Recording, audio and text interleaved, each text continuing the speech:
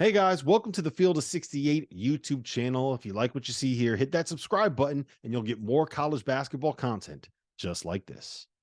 I'm going FAU because it didn't lose a single player in the portal after making the Final Four. I like that. I talked to Dusty May last week, and the first thing he said was, "You have to get Jeff Goodman to lose my number." But after we got talking about that, he said, when I walked into the gyms for the recruiting for the April period, he said, people didn't really want to talk about the Final Four. They wanted to come up to me and said, "How did you not lose a single player after the season you just had?" Obviously, all of you guys realize that is no small feat. It's no minor feat. I don't know if we'll ever see that happen again. But as things stand right now, they are due to return every single player with eligibility, even the ones I believe that have declared for the draft, not lose a single player in the portal. At FAU, big time win by Dusty May. Incredible. I wonder what his NIL is to be able to keep those guys. He had to have something, not a ton, but he had to have something. Parrish? I'll go with Gonzaga. They've added Ryan Nimhard and Graham Ike. I see some of these transfer portal lists, like ranking the transfers, and it's fine. I'm not taking issue with them, but don't go ahead. Just call Borzello out. Yeah, call him up by name. Where do you have? I was actually thinking of David Cobbs. Borzello, where do you have Graham Ike ranked as among transfers? I got him like 22 or something like that. I think that's low. Like this guy was the preseason Mountain West Conference player. But he was a second team All Mountain West player last time he was healthy. Last time he was active. So I just think that his last time he was on the floor, he was a very good Mountain West player. There is some concerns on how it's going to, well, I guess there's not going to be any concerns on how he translates to Gonzaga. If he had gone to like the Big Ten, I think there would have been some questions. I think he's going to dominate the West Coast Conference. I think Gonzaga is the clear winner. You can continue, but I just think Graham, because we haven't seen him in a while, I think he's a little undervalued as it pertains to guys who were available in the portal. I thought that was a huge pickup. I'll be surprised if he's not really, really good at Gonzaga. Plus, they have a history of that dates back pretty significant way now. Like whoever's the primary big at Gonzaga is awesome. That's just the way it's been for a while now. Yeah, I like how this Steel Venters too. He averaged Eastern Washington, Big Sky Player of the Year.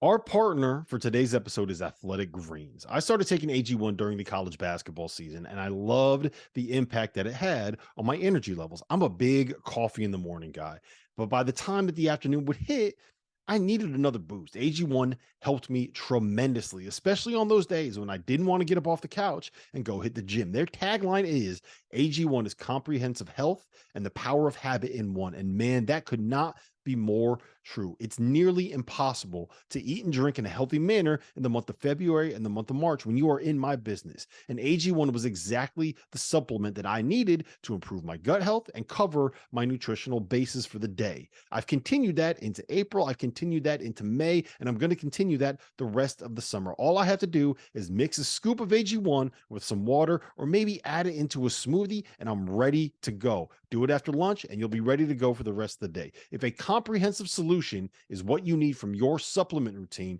then Athletic Greens is giving you a free 1-year supply of vitamin D and 5 free travel packs with your first purchase. Go to athleticgreens.com/field68. That's Field 68 FIELD, the number 6, the number 8, and you can get yours now. So check it out and help support this show. Thanks. Graham Ike averaged 20 and 10 in the Mountain West, and Borzello was like, yeah, he was a second team player. He's not really all that good. 20 and 10, Borzello. I'm just saying. And 20 and 10 for an NCAA tournament team, not just like some bad team where he's getting empty numbers. 20 and 10 for a good team. And he's going to end up putting up. Is that a double-double, GP? Is that a double-double? I believe that's what he's going to put up like 22 and 12 in the West Coast Conference. He's going to dominate next year. Yeah, so much of what Gonzaga does is a point guard and center oriented. So picking up an elite point guard and an elite center, well, maybe elite is too strong, but one of the best point guards and one of the best centers in the portal is, I think, huge for them. And it also, it's a sign of like Mark Few can still go out and get guys, right? Because I don't know if you guys had that conversation, but we had that conversation after Drew Timme was leaving. Like, is Gonzaga, once they lose this all-time great, still going to be at that level? And I mean, the roster was pretty barren when the season ended. The roster wasn't great. Like, it was a borderline top 25 team, and now I think it's a clear top 10 team.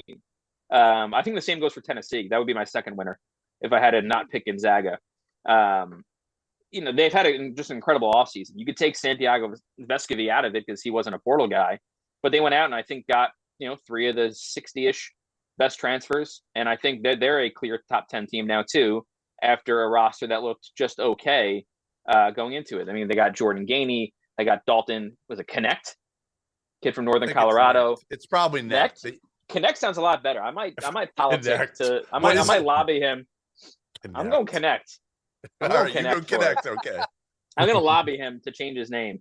And That's then they a got Dauster pronunciation, by the way. We No, rip no, on no. Dauster that he can't. A Dauster pronunciation would be something like completely obvious that he just flubs that everyone else in the world gets. Yeah, what was? Well, Connect isn't very good either, by the way. For a shooter, that's an incredible last name. I might lobby him to change it. And then they got also Chris Ledlam from Harvard. I mean, I don't know. I just think that Gonzaga and Tennessee are a little bit, I guess you can get their West Virginia in there as kind of the clear tier one of transfer portal winners. Dauster? The three that I had written down were Gonzaga, West Virginia, and Tennessee. Thank you for watching the Field of 68. If you've enjoyed what you've seen here, hit that like button, share this link with your friends, or check out the description for some other places that you can consume Field of 68 content.